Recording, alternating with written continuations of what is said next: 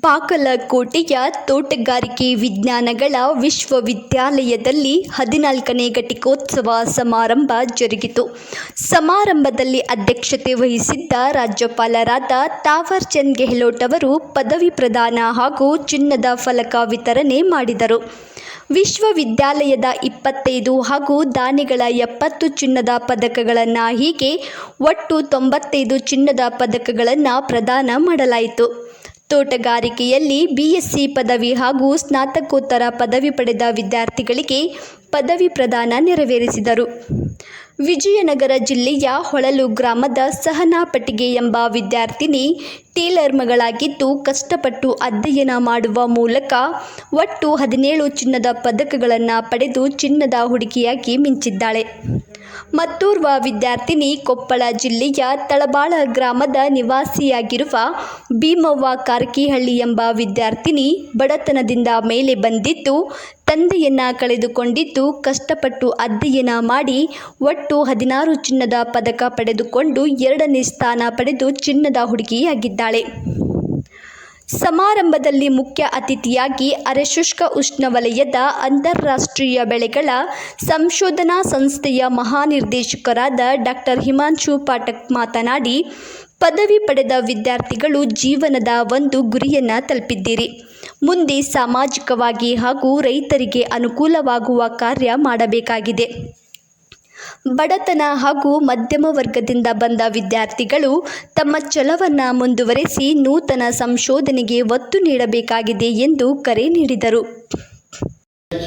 So my congratulations and compliments to all the founders of this great university. And finally, I congratulate and thank the parents. Sir, even today, most of agricultural students come from rural background, poor family, marginal family. And I know what is the dreams and difficulties of the parents who send their students to this place to get BSc, MSc and PhD degrees. Today is probably the happiest day in their life when their sons and daughters are receiving degree from Honorable Chancellor. It says, Vidya dadati vinayam, vinayati yati patratam, patratta dhanavapnoti, dhanat dharma tatashva. From knowledge, you get your entitlement. From entitlement, you get the recognition. From there, you get wealth. From wealth, you get your duty. And from duty, you get all happiness in your life. ಸಮಾರಂಭದ ಅಧ್ಯಕ್ಷತೆ ವಹಿಸಿದ್ದ ರಾಜ್ಯಪಾಲರಾದ ತಾವರ್ ಚಂದ್ ಗೆಹ್ಲೋಟ್ ಮಾತನಾಡಿ, ಇತ್ತೀಚಿನ ದಿನಮಾನದಲ್ಲಿ ಮಹಿಳಾ ಸಶಸ್ತ್ರೀಕರಣ ಹೆಚ್ಚಾಗುತ್ತಿದೆ. ಚಿನ್ನದ ಪದಕಗಳನ್ನು ಹೆಚ್ಚಾಗಿ ವಿದ್ಯಾರ್ಥಿನಿಯರು ಪಡೆದುಕೊಂಡಿದ್ದನ್ನು ಗಮನಿಸಿದಾಗ ಎಲ್ಲ ರಂಗದಲ್ಲಿ ಮಹಿಳೆಯರ ಪಾತ್ರ ಹೆಚ್ಚಾಗುತ್ತಿದ್ದು ಭಾರತ ದೇಶ ಆರ್ಥಿಕವಾಗಿ ಮುಂದುವರಿಯುತ್ತಿದೆ. ಇಂದಿನ ಆಧುನಿಕ ಯುಗದ ಮಾಹಿತಿ ತಂತ್ರಜ್ಞಾನದ ಬಳಕೆ ಮಾಡಿಕೊಂಡು ಕೃಷಿಯಲ್ಲಿ ಸಾಕಷ್ಟು ಸಾಧನೆ ಮಾಡುವ ಅಗತ್ಯವಿದೆ. ಈ ಹಿನ್ನೆಲೆ ದೇಶದಲ್ಲಿ ನಿರ್ಭಯ ಯೋಜನೆ ಸೇರಿದಂತೆ ಹಲವಾರು ಯೋಜನೆಗಳು ಜಾರಿಗೆ ತಂದಿದ್ದು ವಿದ್ಯಾರ್ಥಿಗಳು ರೈತರಿಗೆ ಅನುಕೂಲವಾಗುವಂತೆ ಕೆಲಸ ಕಾರ್ಯ ಮಾಡಬೇಕಾಗಿದೆ ಎಂದು ತಿಳಿಸಿದರು. यह खुशी की बात है कि कृषि एवं बागवानी के क्षेत्र में महिलाओं की संख्या में लगातार वृद्धि हो रही है. जैसा कि आपने सम्मान देते समय देखा कि महिलाओं की संख्या ज़्यादा अधिक थी और गोल्ड मेडल उन्होंने ज़्यादा प्राप्त किए. यह महिला सशक्तिकरण की दिशा में कए गए कार्यों का परिणाम है. मैं इस अवसर पर सभी गोल्ड मेडलिस्ट एवं उपाधि प्राप्त छात्रों को बधाई देता हूँ. आप ऐसे क्षेत्र से जुड़े हैं जहाँ आज आधुनिक तकनीक, जैविक खेती, मूल्य संवर्धन और निर्यात जैसे विषय अत्यधिक प्रासंगिक हो गए हैं. भारत जैसे कृषि प्रधान देश में हार्टिकल्चर की भूमिका फल, फूल, सब्जियों और औषधि पौधों के उत्पादन के साथ साथ रोजगार सृजन, पर्यावरण संतुलन और पोषण सुरक्षा से भी जुड़ चुकी है. ಇದೇ ಸಮಯದಲ್ಲಿ 17 ಚಿನ್ನದ ಪದಕ ಪಡೆದ ಸಹನಾ ಮಾತನಾಡಿ, ತಂದೆ ತಾಯಿಯರ ಪ್ರೋತ್ಸಾಹದಿಂದ ಚಿನ್ನದ ಪದಕ ಪಡೆದುಕೊಂಡಿದ್ದೇನೆ. ನಮ್ಮ ತಂದೆ ಟೇಲರ್ ಆಗಿ ಅಧ್ಯಯನ ಮಾಡಲು ಸಾಕಷ್ಟು ಪ್ರೋತ್ಸಾಹ ನೀಡಿದ್ದಾರೆ.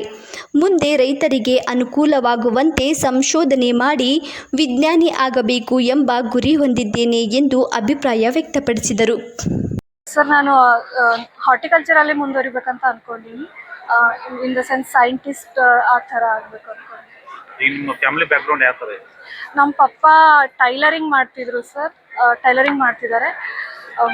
ಅಪ್ಪ ಅಮ್ಮಗೆ ಸರ್, ಯಾಕಂದರೆ ನನಗೇನು ಗೊತ್ತಿಲ್ಲದಾಗ, ನಾನು ಫುಲ್ ಬ್ಲಾಂಕ್ ಇದ್ದಾಗೂ ನಮ್ಮ ಪಪ್ಪ ನನಗೆ ಭಾಳ ಸಪೋರ್ಟ್ ಮಾಡಿದ್ದಾರೆ. ನನಗೇನು ಗೊತ್ತಿಲ್ಲ ಅಂದರೂ ನಮ್ಮ ಪಪ್ಪ ನನಗೆ ಯಾವಾಗ್ಲೂ ಗೈಡ್ ಮಾಡ್ಕೊತಾನೆ ಅದಾರ. ಸೊ ನಾನು ಪಪ್ಪಂಗೆ ಎಲ್ಲ ಡೆಡಿಕೇಟ್ ಮಾಡ್ತೀನಿ. ಅಮ್ಮ ಕೂಡ ಭಾಳ ಸಪೋರ್ಟಿವ್ ಆಗಿದ್ದರು. ಮತ್ತು ನಮ್ಮ ಕಾಲೇಜಲ್ಲಿ ಕೂಡ ಟೀಚರ್ಸ್ ಆಗಲಿ, ಫ್ರೆಂಡ್ಸ್ ಭಾಳ ಸಪೋರ್ಟ್ ಮಾಡಿದ್ರು ಸರ್. ಮುಂದೆ ನಿಮ್ದು ಏನು ಸಾಮಾಜಿಕವಾಗಿ ಏನು ಮಾಡಬೇಕು ಸರ್? ನಾನು ಫಾರ್ಮರ್ಸಿಗೆ ಹೆಲ್ಪ್ ಮಾಡ್ಬೇಕಂತ ಅಂದ್ಕೊಂಡಿನಿ. ಯಾಕಂದರೆ ನಾನು ಈ ಲೈಫ್ ಸೆಕ್ಟರಲ್ಲಿ ಇರೋದು ತುಂಬ ಪ್ರೌಡ್ ಆಗ್ತಾಯಿದೆ. ಇದರಲ್ಲಿ ಗೋಲ್ಡ್ ಮೆಡಲ್ಸ್ ಬಂದಿರೋದು ಇನ್ನೂ ಖುಷಿಯಾದ ವಿಚಾರ. ಫಾರ್ಮರ್ಸ್ಗೆ ಹೆಲ್ಪ್ ಮಾಡ್ಬೇಕಂತಲೇ ಅಂದ್ಕೊಂಡಿನಿ. ಇದೇ ಸಮಯದಲ್ಲಿ ಮಗಳ ಸಾಧನೆ ಬಗ್ಗೆ ಟೇಲರ್ ಕೆಲಸ ಮಾಡುತ್ತಾ ಸಹಕಾರ ನೀಡಿದ್ದೇನೆ. SSLCಯಲ್ಲೂ ಇದ್ದಾಗಲೂ ಮಗಳು ಟಾಪರ್ ಆಗಿದ್ದಳು. ಅವಳು ಸಮಾಜ ಸುಧಾರಣೆ ಮಾಡುತ್ತಾಳೆ ಎಂಬ ನಂಬಿಕೆ ಇದೆ ಎಂದು ಸಹನಾ ತಂದೆ ಮಂಜುನಾಥ್ ತಮ್ಮ ಅಭಿಪ್ರಾಯ ವ್ಯಕ್ತಪಡಿಸಿದರು.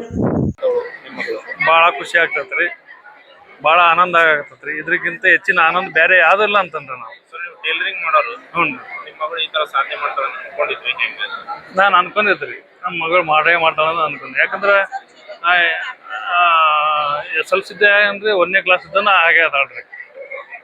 SLCಯಲ್ಲಿ ನಮ್ಮ ಬಳ್ಳಾರಿ ಡಿಸ್ಟಿಕ್ಕಿಗೆ ಅತಿ ಹೆಚ್ಚು ಅಂಕ ಪಡೆದು ಇದುವರೆಗೆ ಆದ್ರೆ ನಮ್ಮ ಹೊಳಲದ ಶಾಲೆಯಲ್ಲಿ ಹಾಕಿದ ಇನ್ನು ಟಾಪರ್ ಸ್ಥಾನ ಇರೋದ್ರಿ. ಹಾಗೆ ಈಗ ಮತ್ತು ಬಾಗಲಕೋಟೆ ಯೂನಿವರ್ಸಿಟಿಗೆ ಪೂರ್ತಿ ಆಗಿದ್ದು ಭಾಳ ಖುಷಿ ಅನ್ನಿಸ್ತದೆ. ಏನಿದ್ರು ಇವರು 3 ಮಕ್ಕಳಿಗೆ ವಿದ್ಯಾಭ್ಯಾಸ ಸಲುವಾಗಿ ಇಟ್ಟಿರೋದ್ರ. ಬೇರೆ ತಲಬು ಅಂಥ ಚಟ ಇಂಥ ಚಟ ಅನ್ನೋದು ಏನೈತಲ್ರಿ, ಫಸ್ಟ್ ನಾನು ಮಾಡ್ತಿದ್ರಿ ಇಲ್ಲ ನಂಗಿಲ್ಲ. ಮಕ್ಕಳು ಯಾವಾಗ ಬೆಳ್ಕೊಂತ ಬಂದ್ರು ಆವಾಗಿದ್ದ ಏನೈತಲ್ಲ, ನಮ್ಮ ಯಾವುದು ದುರ್ಚಟನ ಎಲ್ಲಾನು ಬದಿಗಿಟ್ಟು ಎಲ್ಲ 1 ರೂಪಾಯಿನೂ ಸತಿಗೆ ಅವ್ರ ಮೀಸಲಾಗಿ ಇಟ್ಟಿದ್ರು. ನಾವು ಅಗ್ರಿಕಲ್ಚರ್ ಬ್ಯಾಕ್ಗ್ರೌಂಡು, ಅಂದರೆ ನಾವು ರೈತಾಕಿ ಕುಟುಂಬದಿಂದ ಬಂದಿದ್ದೇನೆ. ನಂಗೆ ಓದ್ಸಕ್ಕೆ ನಾನು ಭಾಳ ಪ್ರೋತ್ಸಾಹ ಮಾಡಿದ್ದೆ ಅಂದರೆ ನಮ್ಮ ಅಣ್ಣನೇ. PUC ಆದಮೇಲೆ ನನ್ನ ತಂದೆನ ಕಳ್ಕೊಂಡೆ. ಆದರೂ ನಮ್ಮ ಅಣ್ಣ ನಾನು ಓದ್ತೀನಿ ಅಂತ ಅಂದಿದ್ದಕ್ಕೆ ಭಾಳ, ಇಲ್ಲ ನೀನು ಓದು, ನಾನು ಏನು ಕೇಳಿದ್ರು ಓದೋದಲ್ಲಿ ಇಲ್ಲ ನೀನು ಅದನ್ನೇ ಓದು ಅಂತ ಎಲ್ಲದಕ್ಕೂ ಸಪೋರ್ಟ್ ಮಾಡಿದ್ದಾರೆ. ನಮ್ಮ ಅಣ್ಣನೇ ನನಗೆ ಬೆನ್ನೆಲುಬು ಥರ ನಿಂತಿದ್ದಾರೆ. ಇನ್ನು ಊರೊಳಗೆ ನಾವು ಹಳ್ಳಿಯವರು ಸರ್, ನಾವು ಅಲ್ಲಿ ಯಾವಾಗಲೂ ಏನು ಹೇಳ್ತಾರೆ ಅಂದರೆ ಬೇಗ ಮದುವೆ ಮಾಡ್ಕೊಟ್ಬಿಡಿ ಅಂತ ಹೇಳ್ತಾರೆ.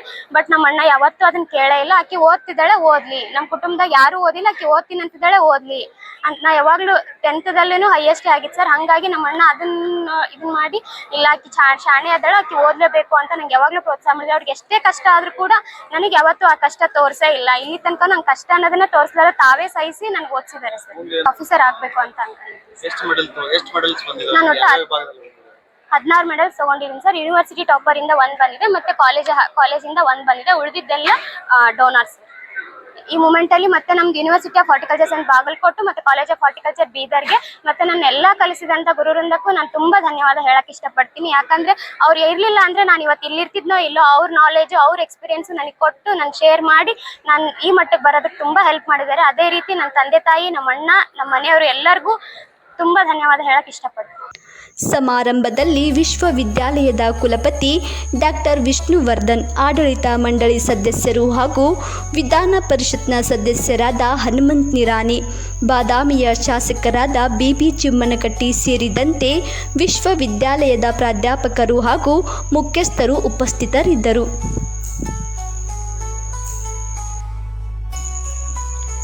ಜನಪ್ರತಿನಿಧಿಗಳು ಹಾಗೂ ಅಧಿಕಾರಿ ವರ್ಗದವರ ಸಹಯೋಗದೊಂದಿಗೆ ಸರ್ಕಾರಿ ಶಾಲೆಗಳಲ್ಲಿ ಮಕ್ಕಳ ದಾಖಲಾತಿ ಹೆಚ್ಚಿಸುವ ಕಾರ್ಯ ಮಾಡಬೇಕು ಎಂದು ಶಿಕ್ಷಣ ಸಚಿವರಾದ ಮಧು ಬಂಗಾರಪ್ಪ ಸೂಚಿಸಿದರು. ಅವರು ಬಾಗಲಕೋಟೆಯ ಜಿಲ್ಲಾಧಿಕಾರಿ ಕಚೇರಿಯ ಸಭಾಂಗಣದಲ್ಲಿ ಮಂಗಳವಾರದಂದು ಜರುಗಿದ ಶಾಲಾ ಶಿಕ್ಷಣ ಹಾಗೂ ಸಾಕ್ಷರತಾ ಇಲಾಖೆಯ ಪ್ರಗತಿ ಪರಿಶೀಲನಾ ಸಭೆಯ ಅಧ್ಯಕ್ಷತೆ ವಹಿಸಿ ಮಾತನಾಡಿದರು. ಶಿಕ್ಷಕರು ತಮ್ಮ ಸರ್ಕಾರಿ ಶಾಲಾ ವ್ಯಾಪ್ತಿಯಲ್ಲಿರುವ ಮನೆ ಮನೆಗೆ ಭೇಟಿ ನೀಡಿ ಸರ್ಕಾರಿ ಶಾಲೆಗಳಲ್ಲಿ ವಿದ್ಯಾರ್ಥಿಗಳಿಗಾಗಿ ಸರ್ಕಾರದ ವಿವಿಧ ಸೌಲಭ್ಯಗಳನ್ನು ಒದಗಿಸುತ್ತಿದೆ ಎಂದು ಪಾಲಕರು ಮತ್ತು ಮಕ್ಕಳಲ್ಲಿ ಮನವರಿಕೆ ಮಾಡಿದಲ್ಲಿ ಸರ್ಕಾರಿ ಶಾಲೆಗಳಲ್ಲಿ ದಾಖಲಾತಿ ಹೆಚ್ಚಾಗಲು ಸಾಧ್ಯವಾಗುತ್ತದೆ.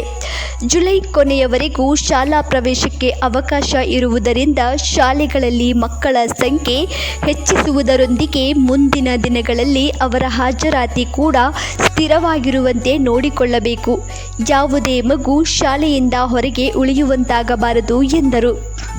ಶಾಲಾ ಕಟ್ಟಡ ನಿರ್ವಹಣೆ ಸೇರಿ ಇತರೆ ಪ್ರಮುಖ ವಿಷಯಗಳ ಕುರಿತು ಜಿಲ್ಲಾಧಿಕಾರಿ, ಜಿಲ್ಲಾ ಪಂಚಾಯತ್ನ ಸಿಇಒ ಹಾಗೂ ಡಿಡಿಪಿಐ ಮತ್ತು ಬಿಇಒ ಅವರೊಂದಿಗೆ ಚರ್ಚಿಸಿದರು.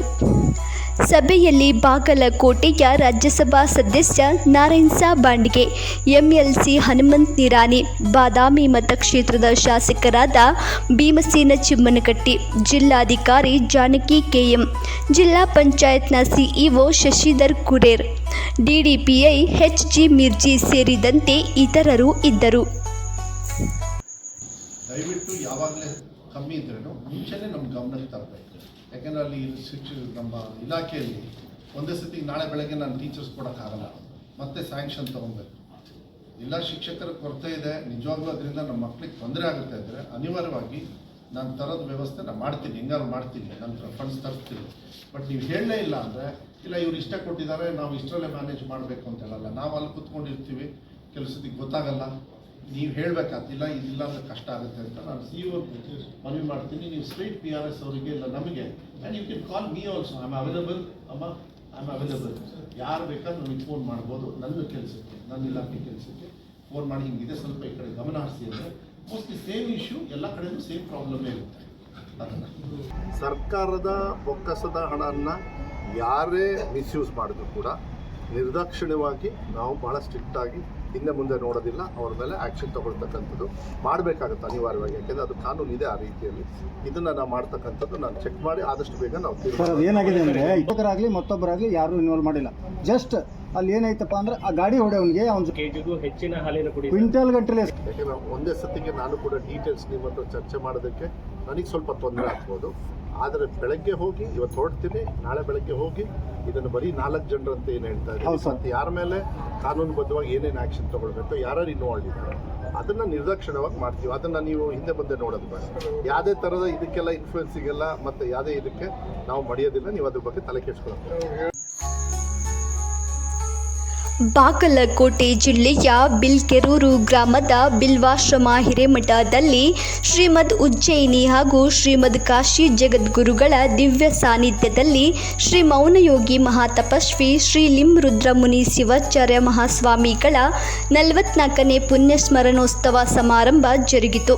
ಶ್ರೀ ಸಿದ್ಧಲಿಂಗ ಶಿವಾಚಾರ್ಯ ಮಹಾಸ್ವಾಮೀಜಿಗಳ ಜನ್ಮ ಸುವರ್ಣ ಮಹೋತ್ಸವದ ಹಾಗೂ ಪಟ್ಟಾಧಿಕಾರಿಯ ರಜತ ಮಹೋತ್ಸವದ ಅಂಗವಾಗಿ ಸರ್ವಧರ್ಮ ಸಾಮೂಹಿಕ ವಿವಾಹ, ನೂತನ ರಥ ಲೋಕಾರ್ಪಣೆ ಕಾರ್ಯಕ್ರಮ ಸಹ ಜರುಗಿತು. ಸಮಾರಂಭದಲ್ಲಿ ವಿಧಾನ ಪರಿಷತ್ನ ಸದಸ್ಯರಾದ PH ಪೂಜಾರವರು ಜ್ಯೋತಿ ಬೆಳಗಿಸುವ ಮೂಲಕ ಚಾಲನೆ ನೀಡಿದರು. ಈ ಸಂದರ್ಭದಲ್ಲಿ ಮಾತನಾಡಿದ ಅವರು, ಇಂದಿನ ಕಾಲದಲ್ಲಿ ಮಠಾಧೀಶರಿಂದ ಧಾರ್ಮಿಕ ಭಾವನೆ ಇನ್ನೂ ಜೀವಂತ ಉಳಿದಿದೆ. ದುಂದು ವೆಚ್ಚಕ್ಕೆ ಕಡಿವಾಣ ಹಾಕಲು ಸಾಮೂಹಿಕ ವಿವಾಹ ಸೇರಿದಂತೆ ಧಾರ್ಮಿಕ ಆಧ್ಯಾತ್ಮಿಕ ಮೂಡಿಸುವುದು ಗಮನಾರ್ಹವಾಗಿದೆ ಎಂದರು. ಇದೇ ಸಮಯದಲ್ಲಿ ವಿವಿಧ ಮಠಾಧೀಶರು ಉಪಸ್ಥಿತರಿದ್ದರು. ಭಕ್ತಿಯ ಪರಾಕಾಷ್ಠೆ ಮೇಲಂತ ಅನೇಕ ಸಾಧು ಸಂತರು ಇಲ್ಲೆಲ್ಲಿ ಆಗೋಗಿದ್ದಾರೆ. ನಾವೆಲ್ಲ ಕಥೆ ಕೇಳ್ತಾ ಇದ್ದೀವಿ. ಭಕ್ತಿ ಪರಂಪರೆಯಲ್ಲಿ ಮೇರು ಶಿಖರಕ್ಕೆ ಇದ್ದಂತ ಬೇಡ್ರೆ ಕಣ್ಣಪ್ಪನಂಥವ್ರು ಇರ್ಬೋದು, ಹೇಮರೆಡ್ಡಿ ಸಾಧ್ವಿ ಮಲ್ಲಮ್ಮನಂಥವ್ರು ಇರ್ಬೋದು, ಭಕ್ತ ಸಿರಿಯಾಡಂಥವ್ರು ಇರ್ಬೋದು, ಒಂದೇ ಎರಡೇ ಹೀಗೆ ದೇಶದಾದ್ಯಂತ ನಾವೆಲ್ಲ ಹುಡುಕ್ತಾ ಬಂದಾಗ ಪ್ರತಿ ಕ್ಷೇತ್ರ ಕೂಡ ಪಾವನ ಕ್ಷೇತ್ರವಾಗಿ ಇವತ್ತು ಪರಿವರ್ತನವಾಗಿ ಆದಂತಹದಕ್ಕೆ ಕಾರಣ ಅಂದ್ರೆ ಅಲ್ಲಿಯ ತಪಸ್ವಿಗಳು, ಸಾಧಕರು ಆಚರಣೆ ಮಾಡ್ತಾ, ವೃತಾಚರಣೆ ಮಾಡ್ತಾ ಇಡೀ ಸಮಾಜವನ್ನು ಬೆಳೆದಂತ ಆ ಕುಲಾಧಿಪತಿಗಳು ಅಂತ ಹೇಳ್ಬೋದು.